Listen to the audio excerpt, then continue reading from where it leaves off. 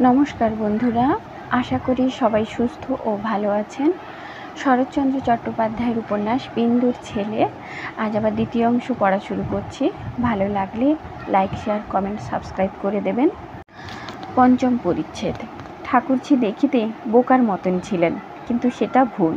তিনি যেই দেখিলেন নিঃসন্তান ছোট বউর অনেক টাকা, তিনি তক্ষণি সেই দিকে ঢলিলেন এবং প্রতি রাত্রে স্বামী প্রিয়নাথকে একবার করিয়া ভৎসনা করিতে লাগিলেন। তোমার জন্যেই আমার সব গেল। তোমার কাছে মিছিমিছি পড়ে না থেকে এখানে থাকলে আজ আমি রাজার মা।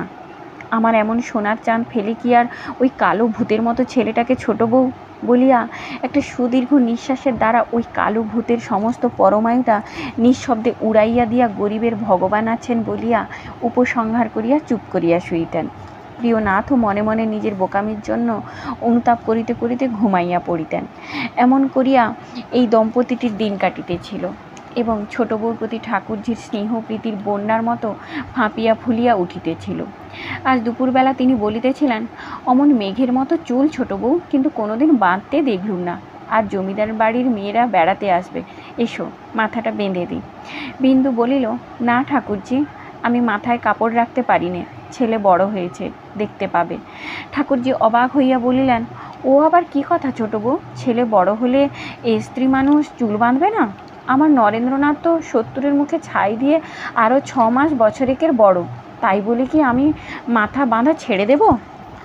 বিন্দু বলিল, তুমি ছাড়বে কেন ঠাকুরঝি? নরেন বরাবর দেখে আসছে, ওর কথা আলাদা, কিন্তু অমূল্য হঠাৎ আজ আমার মাথায় খোঁপা দেখলে হাঁ করে চেয়ে থাকবে, হয়তো চেঁচামেচি করবে, না কি করবে, ছি ছি, সে ভারী লজ্জার কথা হবে। অন্নপূর্ণা হঠাৎ সেই দিক দিয়া যাইতেছিলেন। বিন্দুর দিকে চাহিয়া সহসা দাঁড়াইয়া পড়িয়া বলিলেন, তোর চোখ ছলছল করছে কেন রে ছোট বউ? আয় তো, গা দেখি।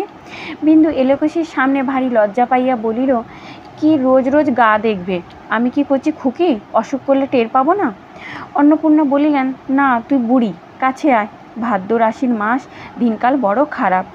বিন্দু বলিল, কখনো যাব না, বলছি কিছু হয়নি, বেশ আছি, তবু কাছে আয়। অন্নপূর্ণা বলিলেন, দেখিস ভাঁড়াস নে যেন, বলিয়া সন্দিগ্ধ দৃষ্টিতে চাহিতে চাহিতে চলিয়া গেলেন।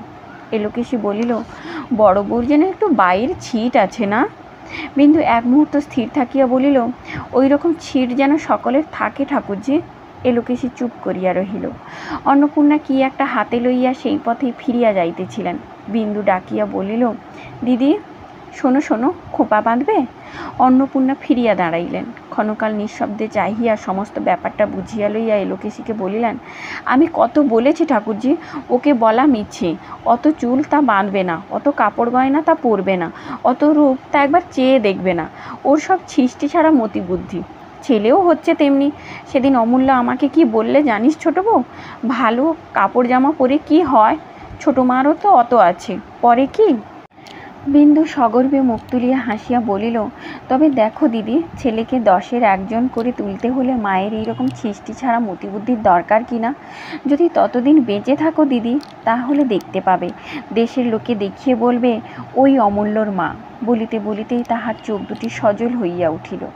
অন্নপূর্ণা তাহা দেখিতে পাইয়া সস্নেহে বলিলেন, সেই জন্যেই তো তোর ছেলের সম্বন্ধে কোনো কথা আমরা কই নে, ভগবান তোর মনোবাচ্ছা পূর্ণ করুন, কিন্তু ওই ছেলে বড় হবে, 10-এর একজন হবে, অত আশা আমরা মনে ঠাঁই দিই নে।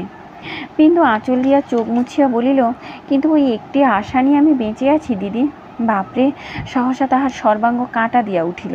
সে লজ্জিত হইয়া জোর করিয়া হাসিয়া বলিল, না দিদি, ও আশায় যদি কোনোদিন ঘা পড়ে তো আমি পাগল হয়ে যাব।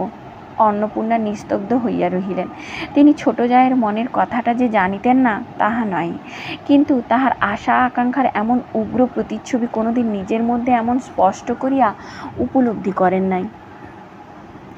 আজ তাহার চৈতন্য হইল, কেন বিন্দু অমূল্য সম্বন্ধে এমন যক্ষের মতো সজাগ, এমন প্রেতের মতো সতর্ক। নিজের পুত্রের এই সর্বমঙ্গলাকাঙ্ক্ষিনীর মুখের দিকে চাহিয়া অনির্বচনীয় শ্রদ্ধার মাধুর্যে তাহার মাতৃহৃদয় পরিপূর্ণ হইয়া গেল। তিনি উদ্গত অশ্রু গোপন করিবার জন্য মুখ ফিরাইলেন। ঠাকুরজি বলিলেন, তা হোক ছোট বউ, আজকে তোমার? বিন্দু তাড়াতাড়ি বাধা দিয়া বলিল, হ্যাঁ ঠাকুরজি, আজ দিদির মাথাটা বেঁধে দাও, এ বাড়িতে ঢুকে পর্যন্ত কখনো দেখিনি, বলিয়া মুখ টিপিয়া হাসিয়া চলিয়া গেল। দিন ৫-৬ পরে একদিন সকালবেলা বাটির পুরাতন নাপিত যাদবের ক্ষৌরকর্ম করিয়া উপর হইতে নামিয়া যাইতেছিল। অমূল্য আসিয়া তাহার পথরোধ করিয়া বলিল, কৈলাসদা, নরেন্দার মতো চুল ছাঁটতে পারো? নাপিত আশ্চর্য হইয়া বলিল, সে কীরকম দাদাবাবু? অমূল্য নিজের মাথার নানা স্থানে নির্দেশ করিয়া বলিল, দেখো, এইখানে ১২ আনা, এইখানে ৬ আনা, এইখানে ২ আনা, আর এই ঘাড়ের কাছে একেবারে ছোট ছোট। পারবে ছাঁটতে? নাপিত হাসিয়া বলিল, না দাদা, ও আমার বাবা এলেও পারবে না। অমূল্য ছাড়িল না, সহসা সাহস দিয়া কহিল, ও শক্ত নয় কৈলাসদা, এইখানে ১২ আনা, এইখানে ৬ আনা। নাপিত নিষ্কৃতি লাভের উপায় করিয়া বলিল, কিন্তু আজ কি বার? তোমার ছোটো মা হুকুম না দিলে তো ছাঁটতে পারি না দাদা। অমূল্য বলিল, আচ্ছা দাঁড়াও, আমি জেনে আসি। বলিয়া এক পা গিয়াই ফিরিয়া আসিয়া বলিল, আচ্ছা, তোমার ছাতিটা একবার দাও, না হলে তুমি পালিয়ে যাবে। বলিয়া জোর করিয়া সে ছাতিটা টানিয়া লইয়া ছুটিয়া চলিয়া গেল। ঝড়ের মতো ঘরে ঢুকিয়া বলিল, ছোটো মা, শিগগির একবার এসো তো। ছোটো মা সবে মাত্র স্নান সারিয়া আন্নিকে বসিতেছিল। ব্যস্ত হইয়া বলিল, ওরে ছুঁস নে, আন্নিক করছি। আন্নিক পরে করো ছোটো মা, একবারটি বাইরে এসে হুকুম দিয়ে যাও, নইলে চুল ছেঁটে দেয় না, সে দাঁড়িয়ে আছে। বিন্দু কিছু আশ্চর্য হইল। তাহার চুল ছাঁটাইবার জন্য চিরদিন মারামারি করিতে হয়, আজ সে কেন স্বেচ্ছায় চুল ছাঁটিতে চাহিতেছে বুঝিতে না পারিয়া সে বাহিরে আসিতেই নাপিত কহিল, বড় শক্ত ফরমাস হয়েছে মা, নরেনবাবুর মতো ১২ আনা, ৬ আনা, ৩ আনা, ২ আনা, ১ আনা এমনি করে ছাঁটতে হবে। ও কি আমি পারবো? অমূল্য বলিল, খুব পারবে? আচ্ছা দাঁড়াও, আমি নরেনদাকে ডেকে আনি। বলিয়া ছুটিয়া চলিয়া গেল। নরেন বাড়ি ছিল না। খালি খোঁজাখুঁজি করিয়া ফিরিয়া আসিয়া বলিল, সে নেই। আচ্ছা নাই থাকলো, ছোটো মা তুমি দাঁড়িয়ে থেকে দেখিয়ে দাও, বেশ করে দেখো, এইখানে ১২ আনা, এইখানে ৬ আনা, এইখানে ২ আনা, আর এইখানে খুব ছোট। তাহার ব্যগ্রতা দেখিয়া বিন্দু হাসিয়া বলিল, আমি এখন আন্নিক করবো যে রে? আন্নিক পরে করো, নইলে ছুঁয়ে দেব। বিন্দুকে অগত্যা দাঁড়াইয়া থাকিতে হইল। নাপিত চুল কাটিতে লাগিল। বিন্দু চোখ টিপিয়া দিল। সে সমস্ত চুল সমান করিয়া কাটিয়া দিল। অমূল্য মাথায় হাত বুলাইয়া খুশি হইয়া বলিল, এই ঠিক হয়েছে, বলিয়া লাফাইতে লাফাইতে চলিয়া গেল। নাপিত ছাতি বগলে করিয়া বলিল, কিন্তু মা, কাল এ বাড়ি ঢোকা আমার শক্ত হবে। বামুন ঠাকুরন ভাত দিয়া ডাকাডাকি করিতেছিল। বিন্দু রান্নাঘরের একধারে বসিয়া বাটিতে দুধ সাজাইতে সাজাইতে শুনিতে পাইল, অমূল্য বাড়িময় কাকার চুল আঁচড়াইবার বুরুষ খুঁজিয়া ফিরিতেছে। খানিক পরেই সে কাঁদিয়া আসিয়া বিন্দুর পিঠের উপর ঝুঁকিয়া পড়িল। কিচ্ছু হয়নি ছোটো মা, সব খারাপ করে দিয়েছে, কাল তাকে আমি মেরে ফেলবো। বিন্দু আর হাসি চাপিতে পারিল না। অমূল্য পিঠ ছাড়িয়া দিয়া রাগে কাঁদিতে কাঁদিতে বলিল, তুমি কি কানা, চোখে দেখতে পাও না? অন্নপূর্ণা কান্নাকাটি শুনিয়া ঘরে ঢুকিয়া সমস্ত শুনিয়া বলিলেন, তার আর কি, কাল ঠিক করে কেটে দিতে বলবো। অমূল্য আরও রাগিয়া গিয়া বলিল, কাল কি করে ১২ আনা হবে? এখানে চুল কই? অন্নপূর্ণা শান্ত করিবার জন্য বলিলেন, ১২ আনা না হোক, ৮ আনা ১০ আনা হতে পারবে, ছাই হবে। ৮ আনা ১০ আনা কি ফ্যাশন? নরেনদাকে জিজ্ঞেস করো, ১২ আনা চাই। সেদিন অমূল্য ভালো করিয়া ভাত খাইল না, ফেলিয়া ছড়াইয়া উঠিয়া চলিয়া গেল। অন্নপূর্ণা বলিলেন, তোর ছেলের টেরি বাগাবার শখ হলো কবে থেকে রে? বিন্দু হাসিল, কিন্তু পরক্ষণে গম্ভীর হইয়া একটা নিঃশ্বাস ফেলিয়া বলিল, দিদি, তুচ্ছ কথা, তাই হাসছি বটে, কিন্তু ভয়ে আমার বুক শুকিয়ে যাচ্ছে। সব জিনিসের শুরু এমনই করেই হয়। অন্নপূর্ণা আর কথা কহিতে পারিলেন না। দুর্গাপূজা আসিয়া পড়িল। ও পাড়ার জমিদারদের বাড়ি আমোদ আহ্লাদের প্রচুর আয়োজন হইয়াছিল। 2 দিন পূর্ব হইতেই নরেন তাহার মধ্যে মগ্ন হইয়া গেল।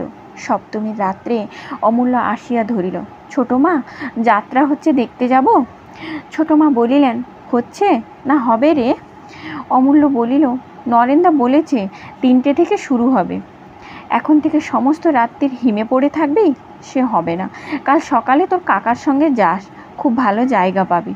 অমূল্য কাঁদো কাঁদো হইয়া বলিল, না, পাঠিয়ে দাও, কাকা হয়তো যাবেন না, নয়তো কত বেলায় যাবেন। বিন্দু বলিল, 3টে-4টের সময় যাত্রা শুরু হলে চাকর দিয়ে পাঠিয়ে দেবে, এখন শো। অমূল্য রাগ করিয়া শয্যার এক প্রান্তে গিয়া দেওয়ালের দিকে মুখ ফিরাইয়া শুইয়া রহিল। বিন্দু টানিতে গেল, সে হাত সরাইয়া দিয়া শক্ত হইয়া পড়িয়া রহিল। তারপর কিছুক্ষণের নিমিত্ত সকলেই বোধ করি একটু ঘুমাইয়া পড়িয়াছিল।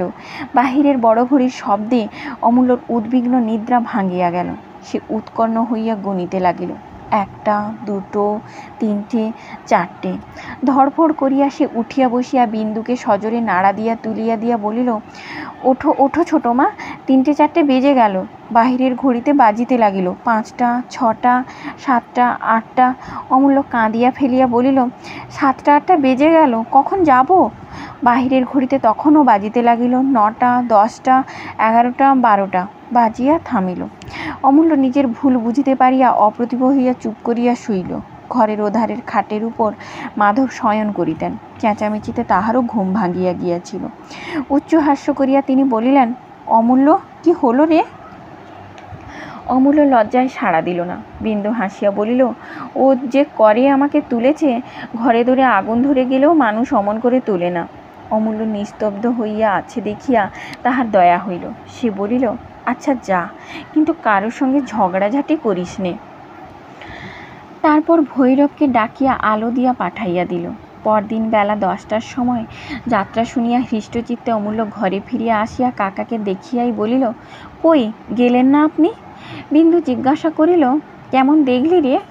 বেশ যাত্রা ছোট মা। কাকা, আজ সন্ধ্যার সময় আবার চমৎকার খ্যামটার নাচ হবে। কলকাতা থেকে 2জন এসেছে। নরেন্দা তাদের দেখেছে, ঠিক ছোট মার মতো, খুব ভালো দেখতে। তারা নাচবে, বাবাকেও বলেছি। বেশ করেছ বলিয়া মাধব হো হো করিয়া হাসিয়া উঠিলেন। রাগে বিন্দুর সমস্ত মুখ আরক্ত হইয়া উঠিল। তোমার গুণধর ভাগ্নের কথা শোনো। অমূল্যকে কহিল, তুই একবারও আর ওখানে যাবি না। হারামজাদা বজ্জাত, কে বললে আমার মতো? নরেন। অমূল্য ভয়ে ভয়ে বলিল, হ্যাঁ, সে দেখেছে যে।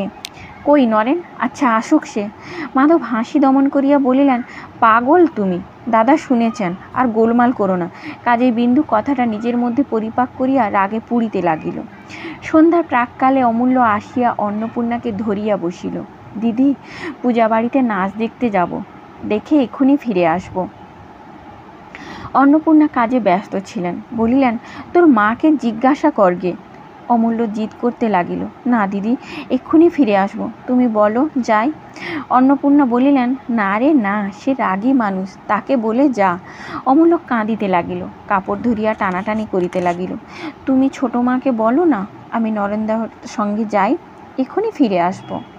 অন্নপূর্ণা বলিলেন, নরেনের সঙ্গে যদি যাস তো। অমূল্য কথাটা শেষ করিবারও সময় দিল না, এক দৌড়ে বাহির হইয়া গেল। ঘণ্টাখানেক পরে অন্নপূর্ণার কানে গেল বিন্দু খোঁজ করিতেছে। তিনি চুপ করিয়া রহিলেন। খোঁজাখুঁজি ক্রমেই বাড়িতে লাগিল। তখন তিনি বাহিরে আসিয়া বলিলেন, কি নাচ হবে নরেনের সঙ্গে, তাই দেখতে গেছে, এখনই ফিরে আসবে, তোর কোনো ভয় নেই। বিন্দু কাছে আসিয়া জিজ্ঞাসা করিল, কে যেতে বলেছে? তুমি? অমূল্য যে সম্মতি না লইয়াই গিয়াছে, একথা অন্নপূর্ণা ভয়ে স্বীকার করিতে পারিলেন না। বলিলেন, এখনই আসবে। বিন্দু মুখ অন্ধকার করিয়া চলিয়া গেল। খানিক পরে অমূল্য বাড়ি ঢুকিয়াই যেই শুনিল ছোট মা ডাকিতেছে, সে গিয়া তাহার পিতার শয্যার একধারে শুইয়া পড়িল। প্রদীপের আলোকে বসিয়া চোখে চশমা আটিয়া যাদব ভাগবত পড়িতেছিলেন। মুখ তুলিয়া বলিলেন, কি রে অমূল্য? অমূল্য সাড়া দিল না। কদম আসিয়া বলিল, ছোট মা ডাকছেন, এসো। অমূল্য তাহার পিতার কাছে সরিয়া আসিয়া বলিল, বাবা, তুমি দিয়ে আসবে, চলো না। যাদব বিস্মিত হইয়া বলিলেন, আমি দিয়ে আসব? কি হয়েছে কদম? কদম বুঝাইয়া বলিল। যাদব বুঝিলেন, এই লইয়া একটা কলহ অবশ্যম্ভাবী।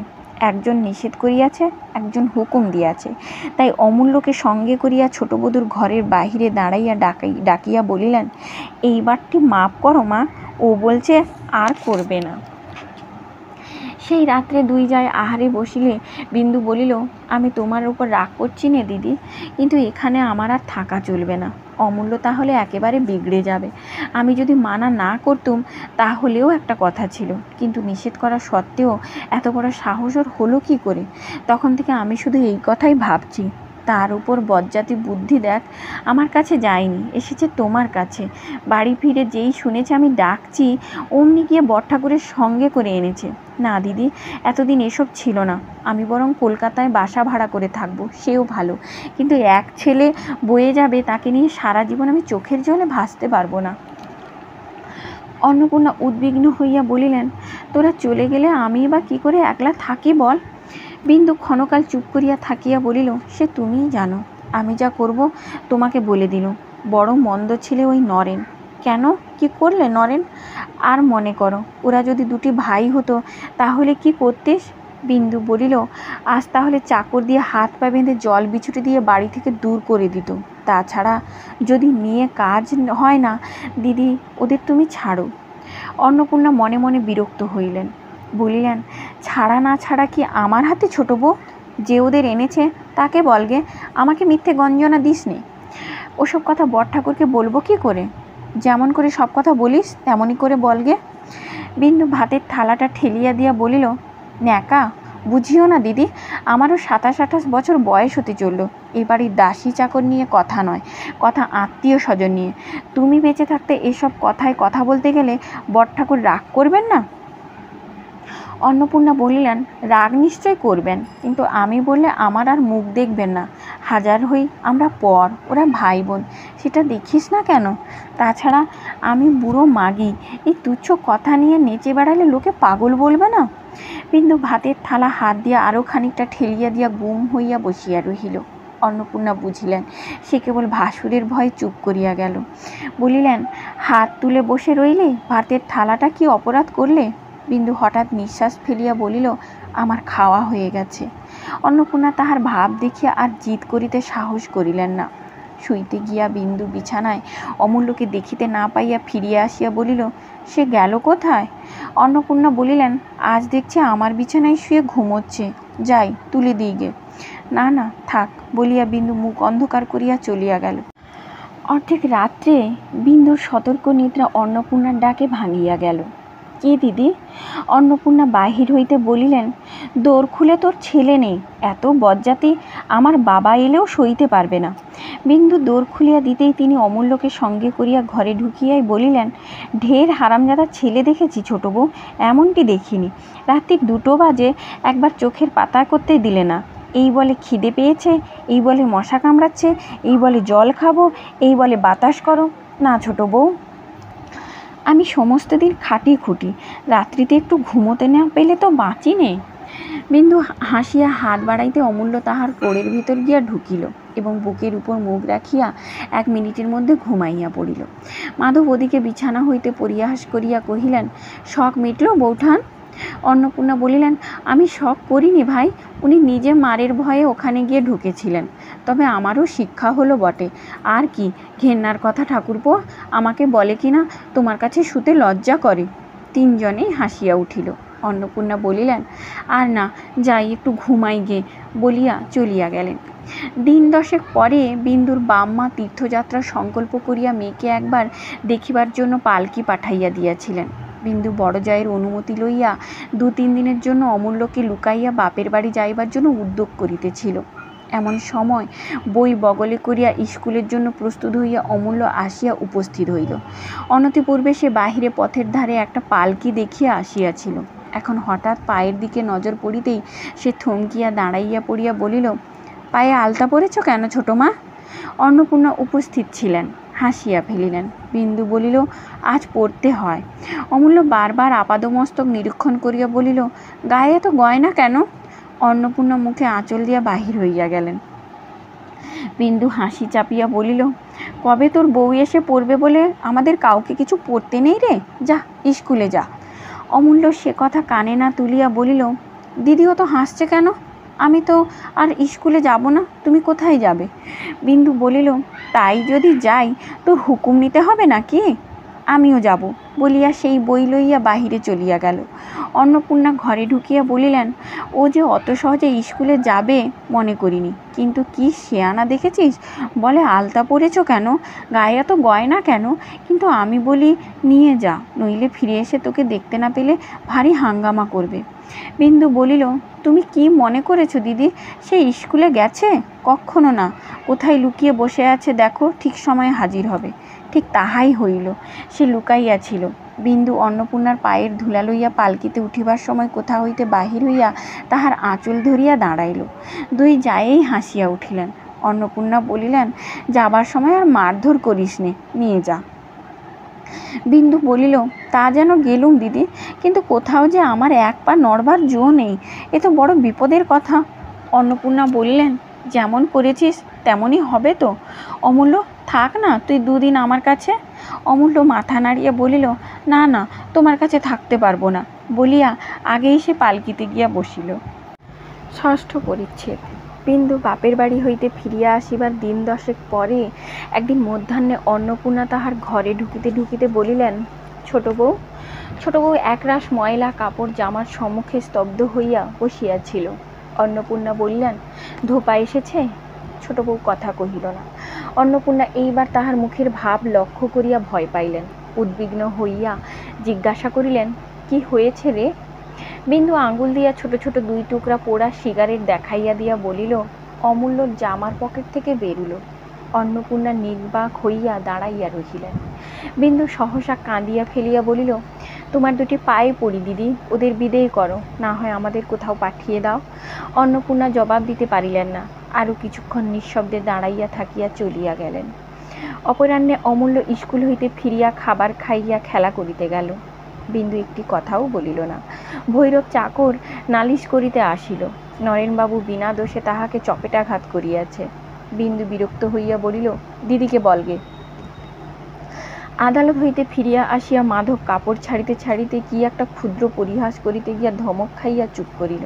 অদৃশ্যে যে কত বড় ঝড় ঘনাইয়া উঠিতেছে বাড়ির মধ্যে তাহা কেবল অন্নপূর্ণাই টের পাইলেন। উৎকণ্ঠায় সমস্ত সন্ধ্যাটা ছটফট করিয়া এক সময়ে নির্জনে পাইয়া তিনি ছোট বউয়ের হাতখানি ধরিয়া ফেলিয়া মিনতিস্বরে বলিলেন, হাজার হোক সে তোরই ছেলে, এই বাক্যটি মাপ কর, বরং আড়ালে ডেকে ধমক দে। বিন্দু বলিল, আমার ছেলে নয়, সে কথা আমিও জানি, তুমিও জানো। মিছামিছি কতগুলো কথা বাড়িয়ে দরকার কি দিদি? অন্নপূর্ণা বলিলেন, আমি নয়, তুই তার মা, আমি তোকেই তো দিয়েছি। যখন ছোট ছিল খাইয়েছি পরিয়েছি, এখন বড় হয়েছে, তোমাদের ছেলে তোমরা নাও, আমাকে রেহাই দাও, বলিয়া বিন্দু চলিয়া গেল। রাত্রে কাঁদো কাঁদো মুখে অমূল্য অন্নপূর্ণার কাছে শুইতে আসিল। অন্নপূর্ণা ব্যাপার বুঝিয়া বিরক্ত হইয়া বলিলেন, এখানে কেন? যা এখান থেকে, যা বলছি। অমূল্য ফিরিয়া দেখিল তাহার পিতা ঘুমাইতেছেন। সে কোনো কথাটি না বলিয়া আস্তে আস্তে চলিয়া গেল। সকালবেলা কদম রান্নাঘরে এঁটো বাসন তুলিতে আসিয়া দেখিল বারান্দার এক কোণে কতগুলো কাঠ ঘুঁটের উপর অমূল্য পড়িয়া ঘুমাইতেছে।